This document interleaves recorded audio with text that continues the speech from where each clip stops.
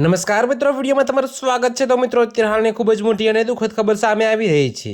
ત્યારે મિત્રો તમને જણાવી દઈએ કે ભયાનક હિંસા ફાટી નીકળી અને ઘરો ફૂંકી માર્યા। જી હા મિત્રો, અત્યારે હાલની આ ખૂબ જ મોટી અને દુઃખદ ખબર સામે મળી રહી છે। ત્યારે મિત્રો, મણિપુરના ઉખરુલ જિલ્લામાં ફરી હિંસા ફાટી નીકળતા ભયનો માહોલ સર્જાયો છે। તો લીટન સારેખોંગ ગામના હથિયારધારી ટોળાઓએ અનેક મકાનોને આગ ચાંપી દીધી અને પોલીસ સ્ટેશન નજીક અંધાધૂંધ ફાયરિંગ કર્યું હતું।